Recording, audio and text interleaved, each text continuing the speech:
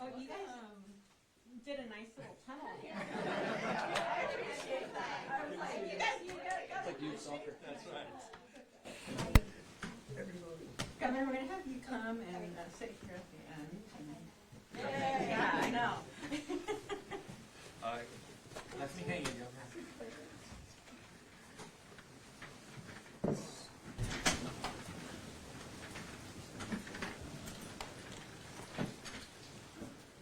All right, well, welcome to Yuma. Thank you. Welcome to YCTA. We have Tanya, who's going to introduce the dean. Wait, Mark, do you have something to say? Yeah, Mark's going to go first. Oh, no. Oh, he's got a speech. Governor, welcome back. Thank you for coming back. I think one of your first trips out of Phoenix when you were elected was here to Yuma, to this very office. Yuma Center of Excellence for Desert Agriculture. So we want to thank you for returning. Yes. Again, we want to thank you for the $6 million you reaffirmed us for our broadband wireless project. That's moving along. That's what we're here today to talk about. I want to thank you for the $1.35 million for funding for YCTA to continue the advanced research that we do. Water studies are one of our main focuses, soil health, which all ties to water, so that money will really help us move along in those studies, which water is obviously critical to our state. And Yuma is going to be a leader in arid lands research, and so that's going to help us get started on that. I want to thank you for supporting and signing the legislation for our broadband authority. We're be the first broadband authority in the United States, so that's, again, one of the first in the nation there to do that. That's very important for us to manage this broadband system, to be done by the stakeholders to actually manage that system. And then the autonomous vehicle legislation, thank you for that. All those are very critical to Yuma, and so we want to thank you for your support for Yuma and come to Yuma. Thank you very much. Thank you. Governor, Tanya Hodges with YCTA, the Executive Director, and I would like to introduce to you Interim Dean of the College of Agriculture and Life Sciences, Mike Steff. Show stand? Yes. Okay. Sure. Welcome, Governor. Thanks so much. On behalf of the University of Arizona and the College of Agriculture, Life and Environmental Sciences, we're really honored that you've come to join us today for this project. And to recognize where we are here, which is the Yuma Center for Excellence in Desert Agriculture, which we refer to as YCTA. It's one of the great, I think, the great accomplishments that we've made as a college over the last decade or so. It represents really a true public partnership and exemplifies University of Arizona's land grant mission in bringing together university expertise with the domain knowledge and the specific information about practical problems that the industry faces, and we get together and we create solutions from it. And from that, we've, over the last 11 years, sort of pioneered solutions for soil salinity, reducing water usage, and food safety issues related to the output that Yuma gives to the nation every year, and YCTA has been a central part of that. So thanks very much for the, as Mark already mentioned, the extra $1.3 million that was allocated for YCTA for fiscal 26. We deeply appreciate it.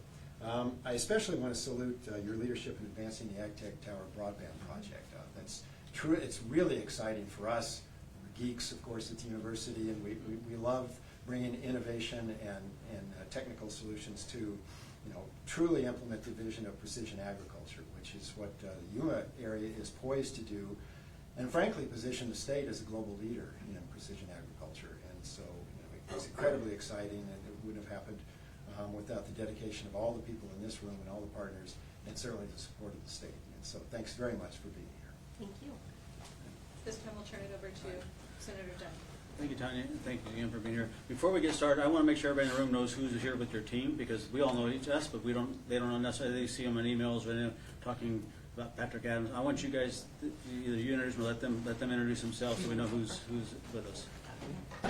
Hi everyone, my name is Jennifer Laredo. I'm Governor Hobbs' Deputy Chief of Staff for Policy and Legislative Affairs. More importantly, I feel like for today, I am a homegrown Yuma girl. My maiden name is Gailey, and my proud parents, who will be here later on, and they're super excited to be a part of this day, are Lynn and Jim Gailey. So it's nice to be here. It's always a homecoming getting to see everyone. And I do have to say, right when Governor got into this into office and we had her come down for one of our first meetings here, it was this broadband project that was the first thing that really kind of blew my phone up over the funds, with everything we were doing on the county level. And so I'm excited to hear, I know we're excited to hear where everything's at this point, and congratulations to everyone's hard work. Good morning, everyone. My name is Patrick Adams. I serve as Governor Hobbs' Senior Advisor for Water Policy. I'm from a small farming community, so it feels like coming home in Yuma. It's a nice break for me to get out of Phoenix. It's really an honor to work for the governor on water issues. It's such a core, important issue for the Yuma area. And also, you know, the governor's focus on rural water policy. So I'm out here as much as I can. There's a lot of familiar faces. Gotten to know you guys over the last 2 years. So it's really a pleasure to be here. Thank you. In addition to Patrick having water policy, he is also working with Director Paul Brierley. He does the agriculture portfolio. So water, ag, he's your go-to. And also, it's been 3 years, Patrick.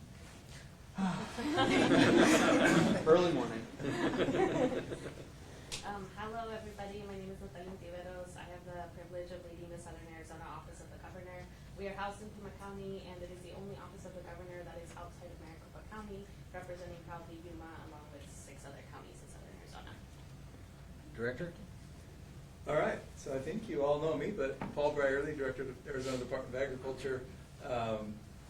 I was here at Waisita running this thing for 8.5 years, and proudly a human during that time. And I did kind of disappear, but it was not an easy choice. But it was such an honor to be asked by the governor to lead this department, and to work with her great staff has been terrific. So I'm always an advocate for Yuma. Some of you know that, and there's more to come. But the governor's really been an honor, and we're making great things happen.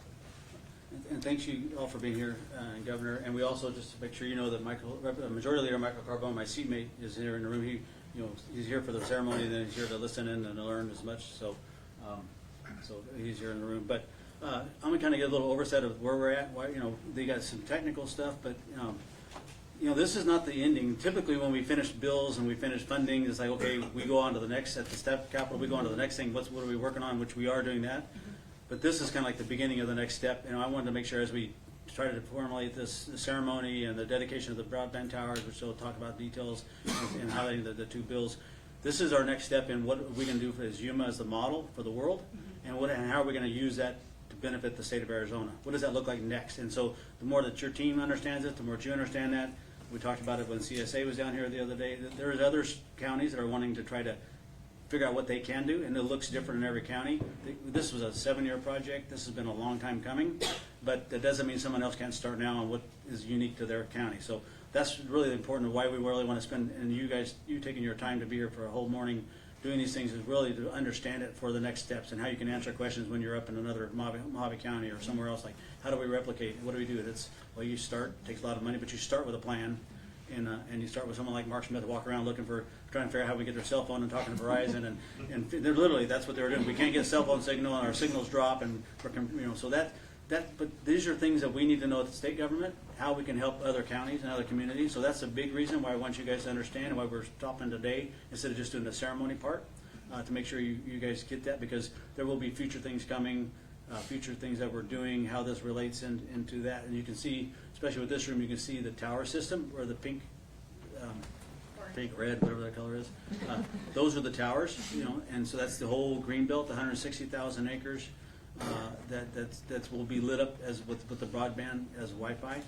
We have irrigation district presidents that are in the room that are elected by their individual landowners that are worked on those boards of directors.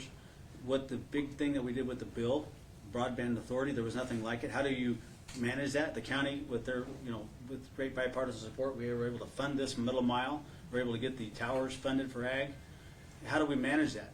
Not that we don't have anything against the county, but we want it done from 9 to 5, Monday through Friday. We want to make sure it's critical infrastructure. This will be critical infrastructure when it gets finished, managed like that as we change our systems over to relying on that information.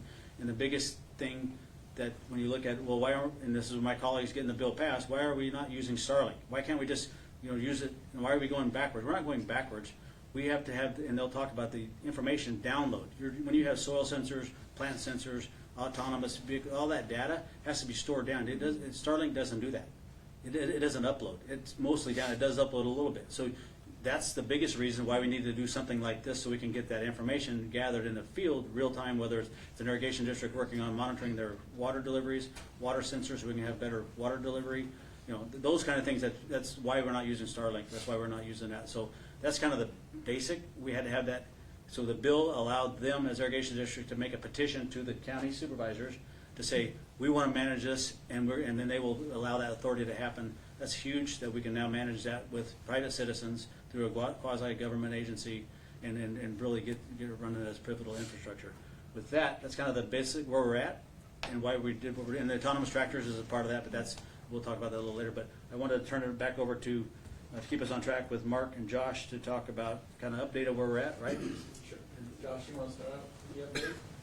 Sure. Yeah, it's at a high level. Yuma County's made a sizable investment in broadband. So we've got about 140 miles of fiber in the ground now, another 30 to come. And on top of that, we've invested in this wireless towers network as well. So that build out right now as planned, 34 towers, and it will provide high-speed internet to the farm fields. And you can see from the map, it does cover that full green belt that Senator Dunn mentioned. So all 160,000 animal acres in the county. To that, as Josh points out, we have 140 miles in. There'll be another 30 to put into to get service to all the towers. To add to that, that's merely a middle mile backbone. From that, we got Owl Communications that came in as soon last mile. They put about $150 million of their money into Yuma. So Yuma is being lit up now, and San Luis, Somerton, and Oakland, Walton. And so when we started this project, we went to the supervisor and said, what do we need? And I said, we need good broadband. Well, how good? I said, same as they have in Silicon Valley. Why? Because that's where all the technology, software, everything else is developed. So we now have as good, modern system, upgradable, as anybody in the United States. So that's a big achievement for Yuma, from nothing to the best that there is. So we're really proud of that. From what the county's put in, additional monies from the state. So it was a joint effort. And so, and as Tim points out, that's just the start. It continues on. So that allows us to put this wireless system in, which will be the most, obviously the biggest one in the world. And initially when it started out, a lot of manufacturers, oh no, we're going to do our own thing. You'll see they're all here today because they tried to do their own thing, it didn't work. They tried to do Starlink, it didn't work. They're here today because they see this is the only one that's going to work. So we have to set the model for the world. This will be the platform. So there's a lot of people looking at us. So we can't fail because there's a lot of eyes on us. So all this technology is real. It just needs the ability to get the data back and use it. So through all this happening, there's been a great interest from the university to support Yuma and Waseda. It's huge, and the industry. So it's just really changing the scope. So again, Yuma will lead in this, again, to benefit the rest of the state. But one of the reasons we need additional funding, because we're not just doing originally research for Yuma, became state, became region, United States, now it's global. We can't do it on our own dime because it's YC is privately funded. So anyway, again, thank you for all your support. Josh, next. So and we got a tight time frame, so we're trying to make sure we stay on track. Yeah. We have a whole lot of stuff we'd like to download. One additional thing to add to that, Governor, is that without the dark fiber that belonged to the state through the right-of-ways from ADOT, we would not have had a redundant system. And so we very much appreciate the partnership from the state in providing us a redundant system. That's back to the 7 years. I mean, these things didn't happen overnight, and like I said, you worked on it. How do you make it? I was traveling different meetings with Alec back and doing some broadband stuff 6-7 years ago, and the end users, the allos, they don't like the middle mile owned by the county. They want to own it themselves, and they can pick and choose who they provide those services for. And so we were having major conversations back east at these conferences, and they didn't like and I was pitching and saying exactly what we were starting to do.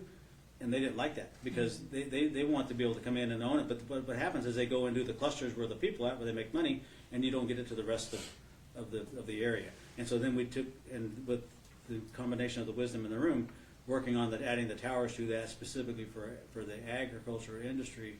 And so but you have to have the supervisor support bipartisan. You had to work and say this is what's the biggest and best for everything. It's not necessarily best for the end user, because that's not what their business plan was. So it's been a long time coming, and we can do this in other parts of the state. We can do these things, and we'll talk a little more about how some of the research stuff goes on. But this is a great day to celebrate this, being able to do the kicking it off, and it goes into the next 2 days tech conference they've already been doing. But it's like we're already coming here to do some of these other things as far as research. But now having this coming down in the next year is phenomenal. So it's great. So yeah, we're continuing to do that. And then, do you have any questions so far I know we're rushing through stuff, but we have more presentations. We're going to keep going. But if you Keep going.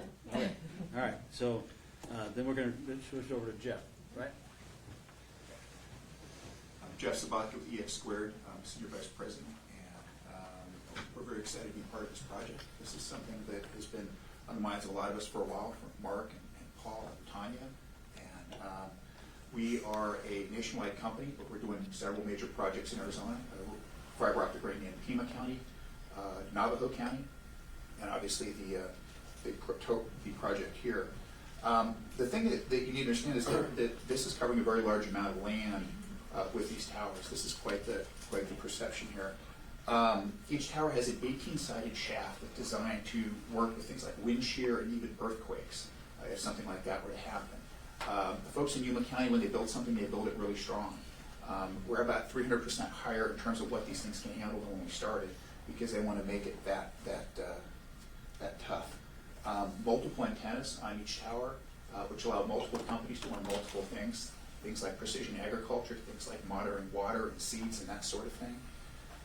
And then they're all what they call open access. And in the broadband world, that means that multiple companies can use it. You're not beholden to any one vendor. And I think Jonathan was the one who really pushed with that. The steps on doing this, we had to put together what's called an RF study, or a radio frequency study, where basically they look to make sure there's what's like a donut around each one of these things to make sure that they cover each bit of land on here. And that's complete. So you can get 4G, 5G, all the different technologies that are out there. Things called LoRaWAN, which is a sensing technology for agriculture. The next step is what we call a geotech.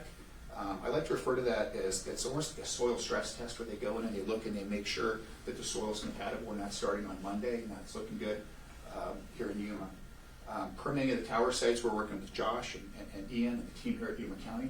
That seems to be going pretty well. And construction can start immediately after permits. The foundations of the towers, targets are for February and March, with towers erected in April and early May with a August deadline. We're excited to play an important role in this project, and we thank you for choosing us, and thank you for allocating money. You want to talk about the tower that we're using today? As Jeff points out, start putting towers, there's been delays, obviously. There's delays in all manufacturing and shipping right now. So the tower we have today is not one of the towers we're going to use. It's a mock tower. This was scheduled last March, but because of the delays, we still want to have this ribbon cutting, so you can be part of it. So this is actually just a mock-up tower, but just so you know, it's not the final tower.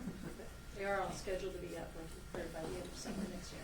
I had my cousin Jake asked me yesterday, he's like, why didn't you paint it if you were doing all this stuff and you're leaving it? I'm like, it's a temporary one. Just so you know.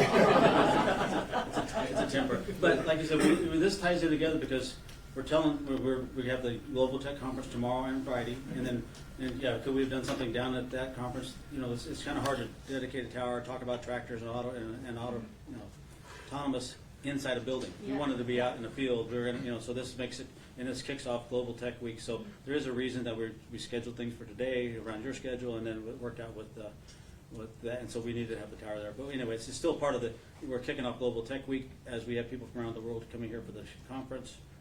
And then trying to invite more folks here. It's still part about Arizona's open for business. We're doing these things, and we're going to be able to truth things here, and then be able to use them down in Safford or Wilcox or something like that. It is a site, though. So even though the tower is mocked, the Yeah. site will be the real site. It's the same site, yeah. Yeah, it is a site. There will be a tower there, and it will be one of the first places the tower will be going up. One of the challenges of delays, as Jeff points out, as we went through the design, some of the original design wasn't adequate to put the multiple technologies we need on it. We had to go back and redo some of that, and that added delay to it that was not expected. So we want to make sure we get do it right. We got one shot at that, so we're gonna do it right. And that cost some away that we did not anticipate. Despite that overall, Mark, it's moved very fast. Yes. Right? Maybe in Not fast enough for him. Not Not fast enough for Mark, but in general. Yeah, are we talking private industry, we're talking government, so I think it's a good hybrid of both. I think it is moving. Nothing's fast enough for Mark. But we are moving things. We are along. moving things along. No, it's important because technology changes and then we do these things, and so it is important. Yeah, and one of the challenges obviously is not a model to follow because this is the first one. So you things don't happen as fast as you think just because there are changes that happen. So but as they plan, we're moving along and we have some final dates. So we're happy with that. Great. Governor, we haven't even built this thing yet, and I've got South Carolina and Kansas asking me how you're gonna do this, when do we get one? Yeah. So it's a very popular concept. Amazing. Yeah. So as we, and the broadband bill is key to the operational maintenance of that, you know, and I was on the radio this morning talking about this Tag Tech Week with Tanya Hodges. Some of the questions are, how are we doing this, the management of the data, who those kind of things, you know, and within YCEDA, with our board of directors, we also have a technical committee that is working amongst the ag industries, all facets of you guys can touch on that. But this is well thought out through because this is our data. These are things that are important. How do we do that with big government watching? You know, with the universities in playing a role in that.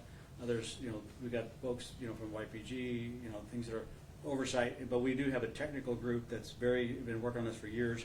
As this thing develops, how are we gonna? What's the next thing look like? You know, I keep telling folks, you know, we grew up with cartoon. We're in the world of the Jetsons. We are really in the world of the Jetsons now. When you got your refrigerator, can tell you what you need to order, and you got your iRobot running around. You know, we got drones delivering packages. We've got Waymo up in Scotts. We've got Waymo. We've got in the West Valley. They're delivering. They're dropping them half the time, but they're delivering packages with Amazon. But really, what is that in ag going to look like? This is not far fetched anymore. And how can we make that? And why do we need? We don't need these gadgets. We need things that are going to make it real time, make us more profit, use less water. At the end of the day, we can learn something in September. When these guys in this room are planning September all the way through December, something we can learn real time in September to fix in this season, not wait till next year. Oh, by the way, we're going to change this. We can learn things real time on plant spacings, things that they do physically now. I mean, we're already high tech. Don't get me wrong; these things are high tech. Planning, forecasting. The guys in this room, they're doing that now. This is going to make it that much more profitable, possibly more efficient. You know, and so all these things. So that's the next thing of operational maintenance. How we do this? How does that turn into the real? We don't know all those things. We don't know what we don't know, but we're setting up the blueprint. We're setting it up, and how can we learn something here on a planner that now we can that same person can view a Wi-Fi in Safford or in Wilcox or Pinal County and apply that in their own little farm. That's the thing that we can learn here that makes it Arizona applicable other places within Arizona. And I'll turn it back over to Tanya to talk Sure. about some of So those the things. next thing is integration, right? How do we integrate? How do we make sure we don't just build and then wait and trial? So we know we have to be running 2 or 3 things all at the same time so that the integration is happening at the same time. So we have the pilot facility out at the experimental station down in the valley. We have a tower up with 5G, LoRa system, ready to roll 200 plus acres of test. So part of the experimental or ag tech event we're having is also showing and showcasing to all the ag tech companies from all over the world, hey, come here and test. We see ourselves, that green belt, as 160,000 acres of test for arid agriculture. But we have to start baby stepping it and attracting those companies in. So that's number one. Number two, we've been working with CISA and the FBI on making sure that everything that we put out up into the system is private. It's privatized.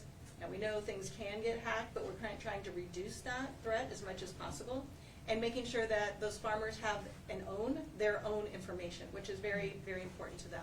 So just because they're all friends, they're also competitors, and so how do we keep that? But we also want an agnostic database that researchers can tap into.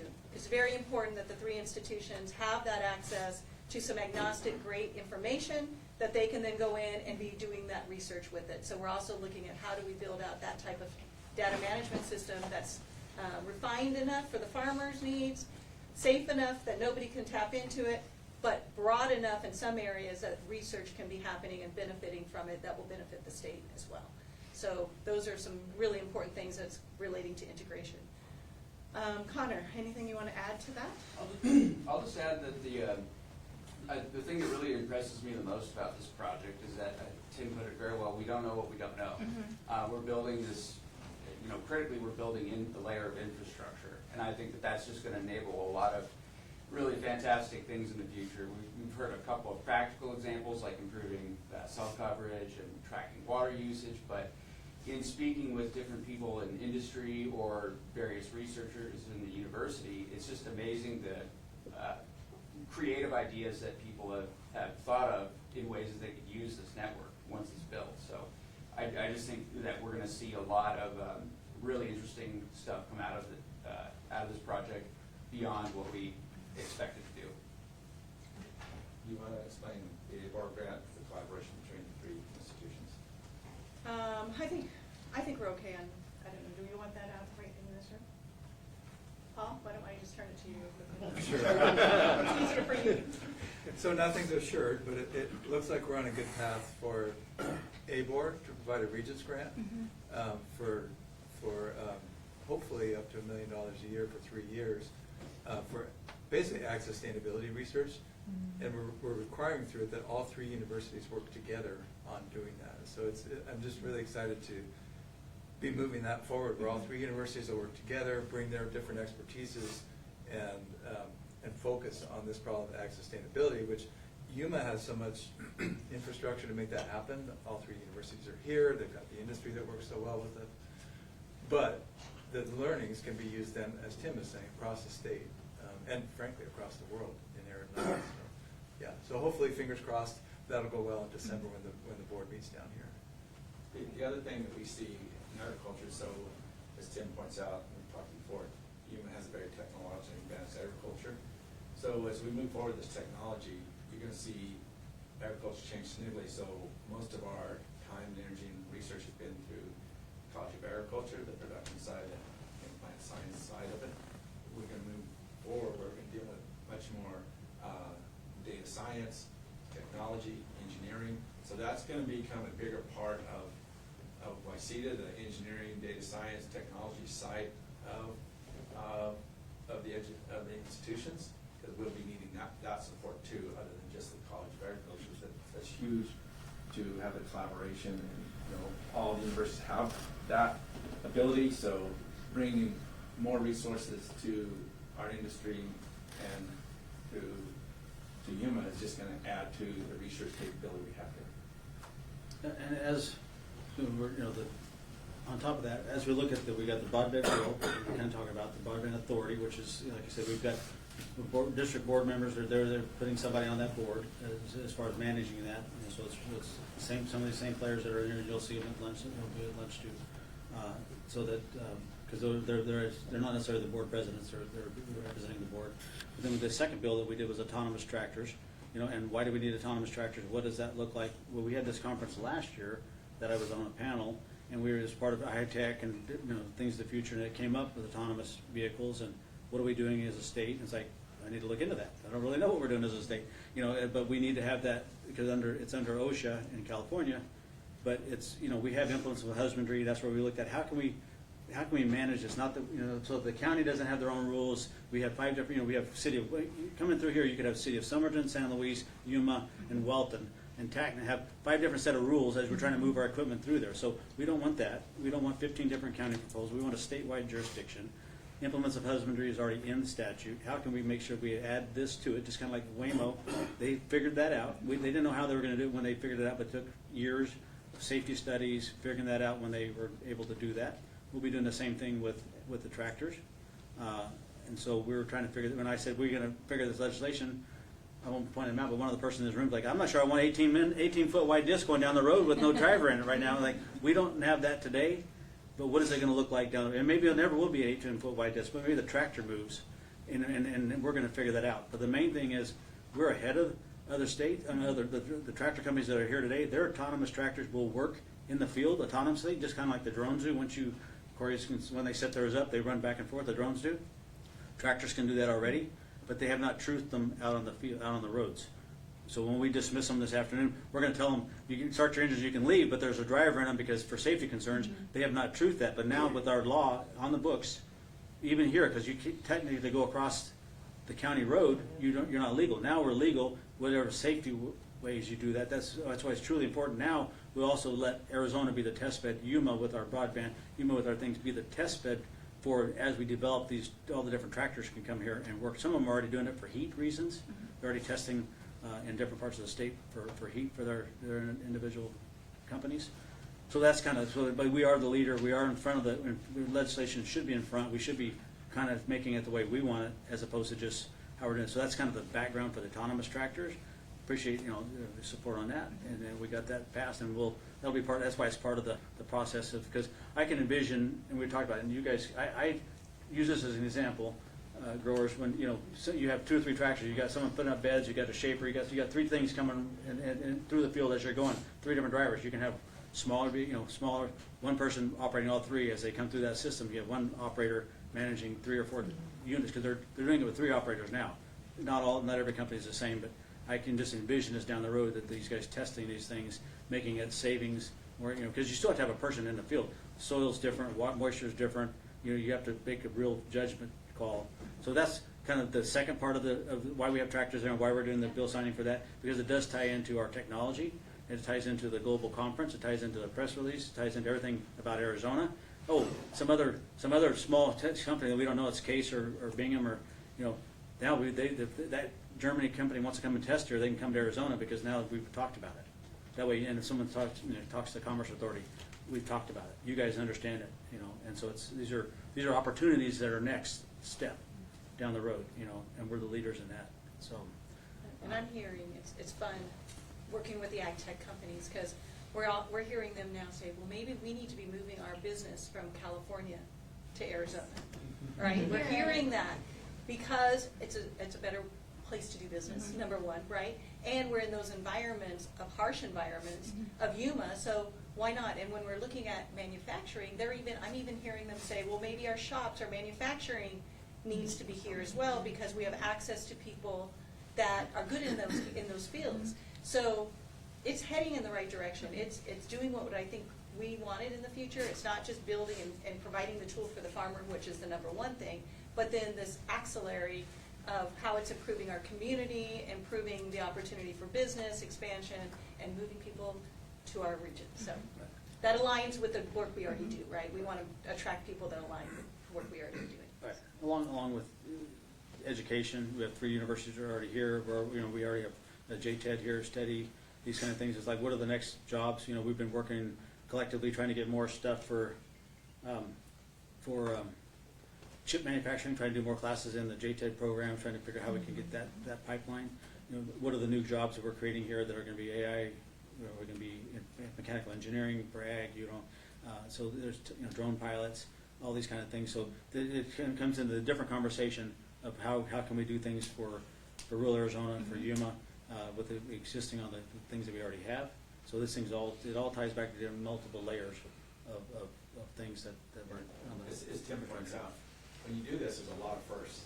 It's one thing to get fiber in. It's another thing to put towers up. But everything built behind it, whether it's the legislation to get a broadband right, with the legislation to get autonomous vehicles, whether it's getting the education system to educate the students, to train them to run, support, and manage all this stuff. So there's a lot of firsts and changes that take place as you go into a paradigm shift here. We're going through a paradigm shift because 5 years from now, you will see a lot of autonomous stuff out there. You will see a lot of that stuff happening. It's real. You just have to do steps. They're hard. It takes a lot, and there's no real models to follow. So Yuma is figuring a lot of this out, and so that's a big deal for not only us, it's a big deal for our state. Yeah. And so the support we've had is been very much appreciated. We can't do it without that kind of support, so we do appreciate that. I mean, we took an original $21 million investment from the county and leveraged that into a $170 million fiber investment, along with a world-class wireless tower system. That's a huge leverage. Yep.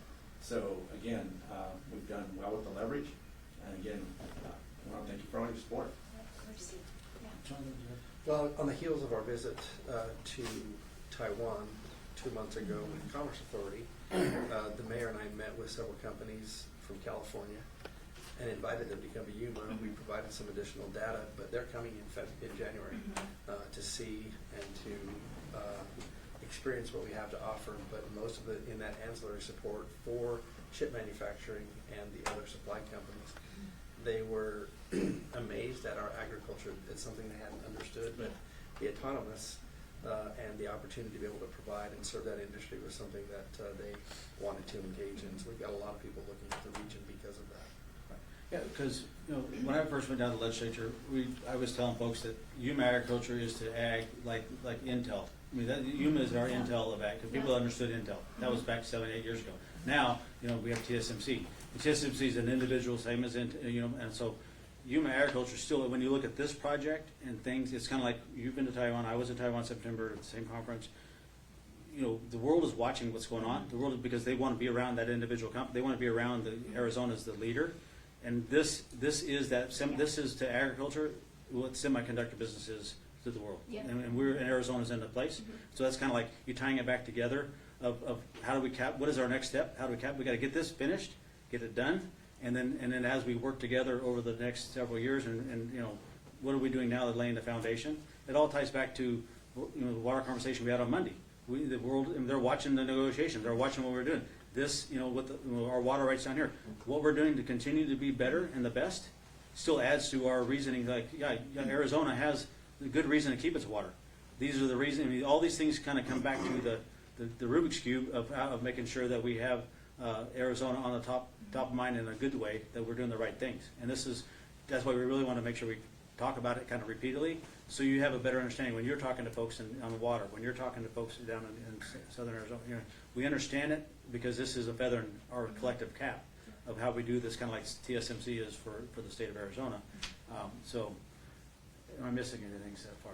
Did one of the growers you guys want to jump in on something about the broadband, or what that we haven't missed on of what we're doing? Or so we have a new automated meter thinner, and it was actually yesterday we changed fills and hit a new problem in the field, and it learns by AI. And we had techs come to the field, and they had to leave to go get internet access, as opposed to being able to fix it while they were there, or to fix it without them being there. I mean, it's just a perfect example of why we need this. And once they got the problem resolved, and the machine started going again, but it's just a perfect example of why we need it. is that a weeder or a thinner? It was a weeder and a thinner. Weeds and thins at the same time. So just for context, I mean, roughly what those things cost, so that they understand. Well, this one isn't that expensive, but it's about a $300,000 machine.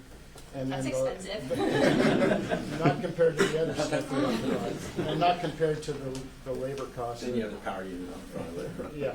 So anyway, but at the same time, the other remarkable thing about it is the licensing fee for the software and everything else. So it's on top of all that. So it's a very unique piece of equipment, very high tech, and but we changed it in real time, but not in enough real time. Mm-hmm. And that's what this system is going to help. Yeah. And I'd like to add that we've talked a lot about autonomous tractors, soil sensors, efficiency, advancing all those things, but I see huge potential in advancing safety on our farms too.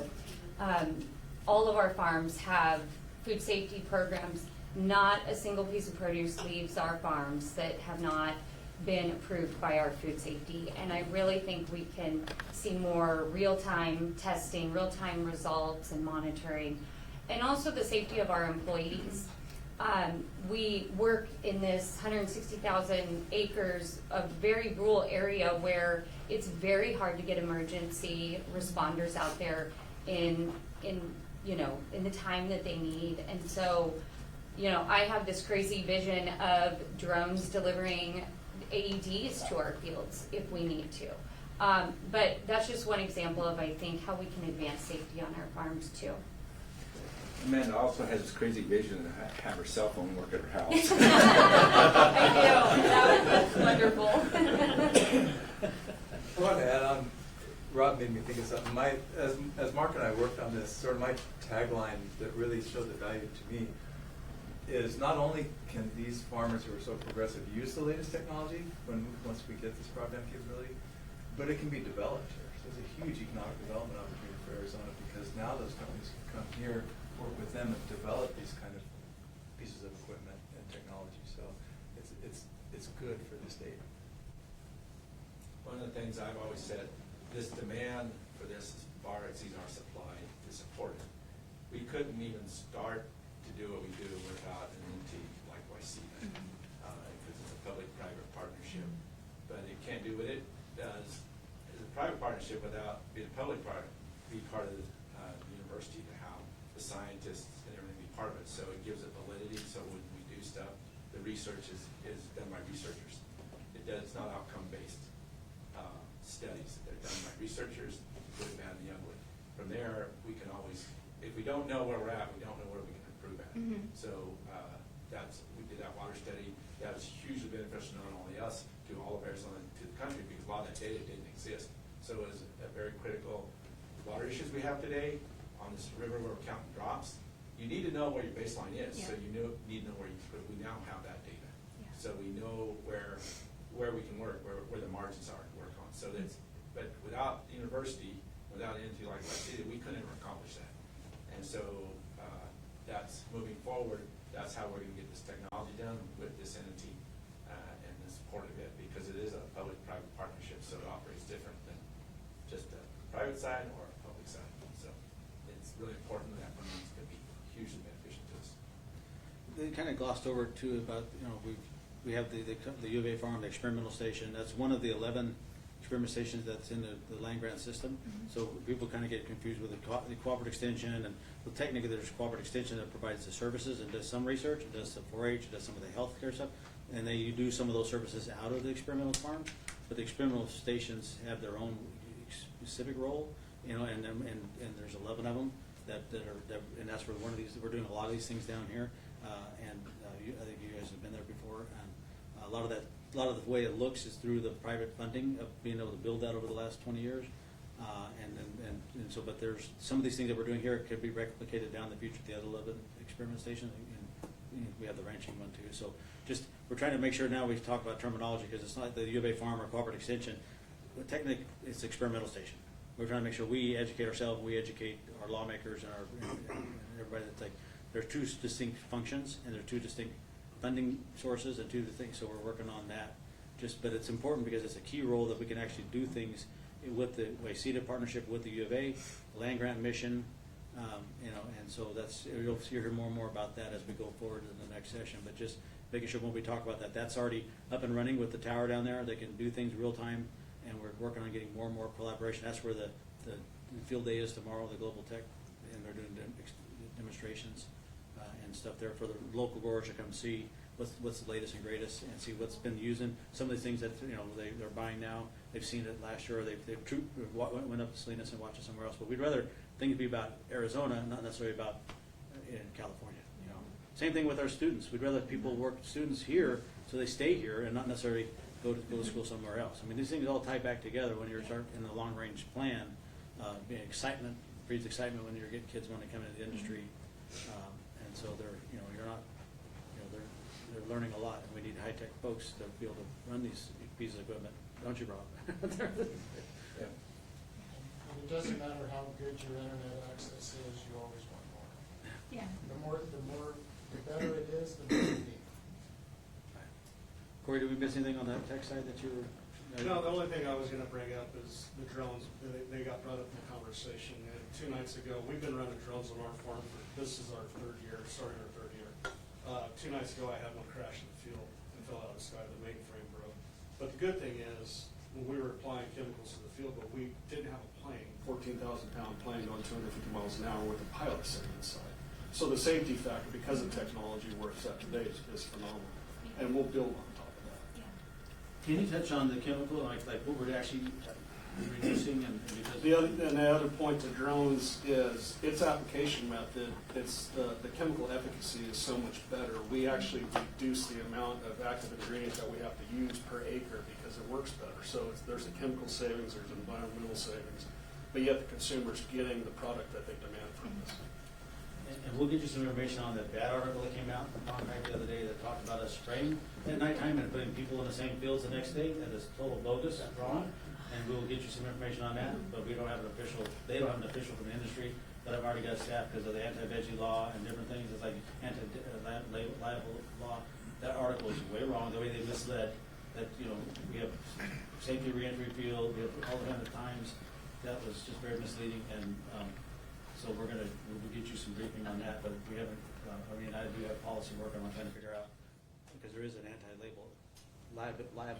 liable law, and so we're trying to see if they did something, but it's nothing of the sort. All right. How many acres have you guys sprayed with drones that you've had? 32,000. Wow. And I only know that because I had to look at how many hours they had when it did crash. Wore out. Word out. So, am I missing anything? I think that's good. Unless other questions or Because some of these folks are going to be with us at lunch for, Jennifer?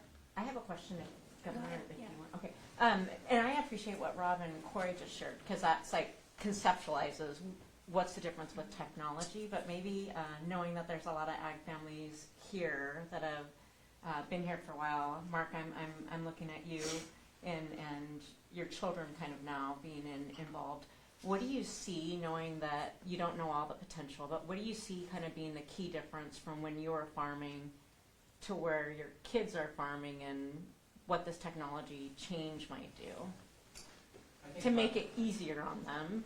I think 5 years from now, one of our offices is going to have somebody sitting there with a bunch of screens monitoring everything. Okay. I think we can bust the clods up pretty well. We've done that. The agronomic side, we know that pretty well. The technology is clearly moving forward. As labor gets more challenging, particularly the really hard labor, like the weeding and thinning, using an automated thinner, and that takes a grueling job. You know, it's a grueling job so to replace that is a good thing to do. Labor is harder to get, but also those are really hard jobs. So we're going to be replacing those really difficult jobs with technology, but it's going to make opportunities for, we have to educate them to deal with these technologies, to train, to repair them, to operate them. We need drone pilot programs. I mean, there's going to be a lot of drones. You have to have a lot of pilots. So there's going to be a whole different change in that. Technology will be a key part of our agriculture. That doesn't just mean that you'll as you talk about water usage, we will develop varieties that use less water. We don't have the ability to do that. So there's going to be a lot more technology. We don't. In the big scheme of things, not a lot has changed in the last 20 years. We're going to a period that we call, it's a paradigm shift. There's going to be a lot of changes, and technology is going to drive that. You'll be able to change technologies quicker with science.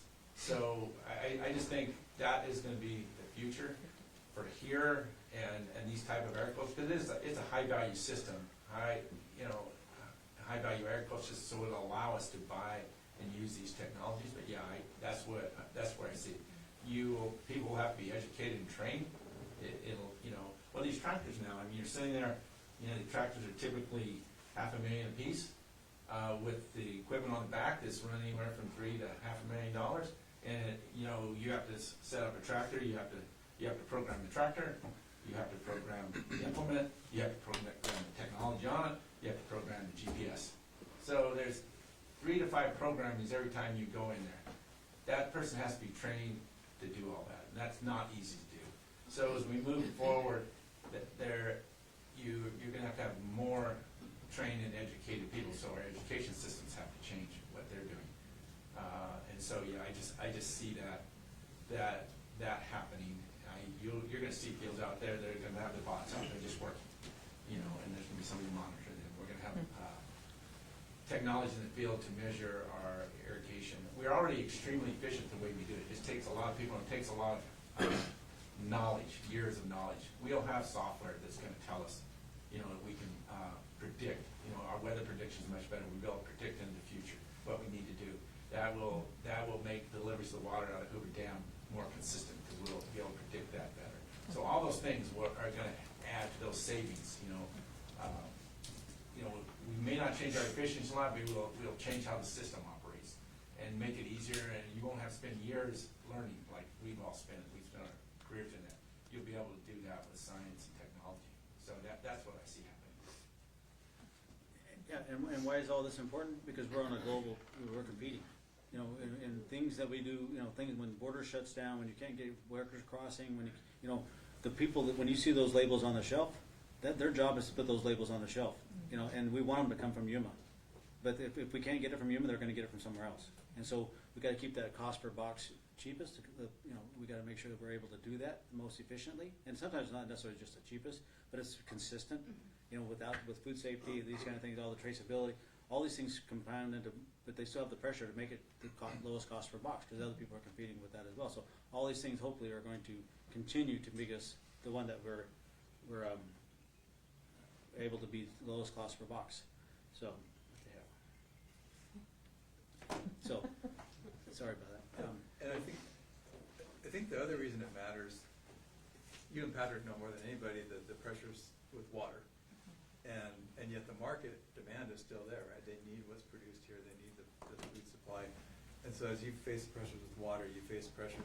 This article that Tim mentioned, the public doesn't want them using pesticides, and so with ag tech, I mean, ultimately you can get down to where you're taking care of every plant exactly what it needs, and you don't use any excess water, you don't use any excess pesticide. And so I think that's part of the why.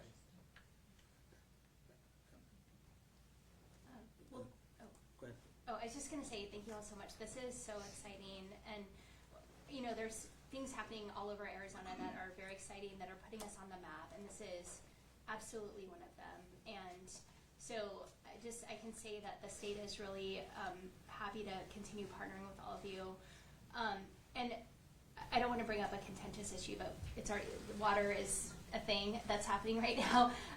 And as we are, struggling, that's not the right word.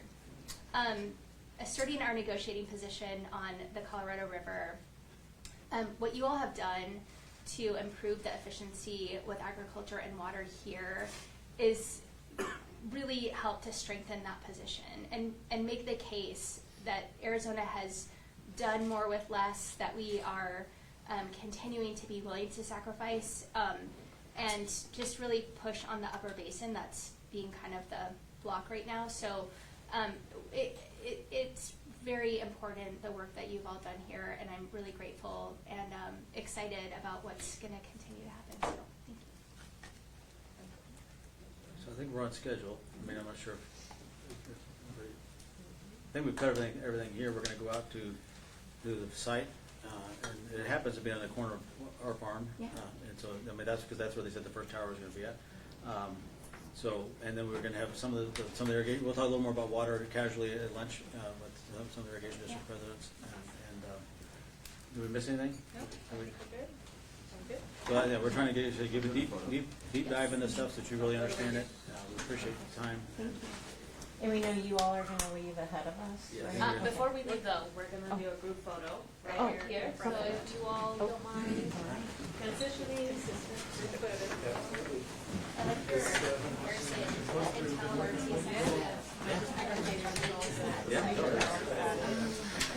And it was interesting. We had a great visit. We've been over there and just the difference between it. Like I said, you used the intel. Jen, let's understand intel. Yeah. Economic growth. We've got great agriculture. I'm not bashing it. This is the end result. Some people are sitting in chairs, and then some sit. Governor, and then like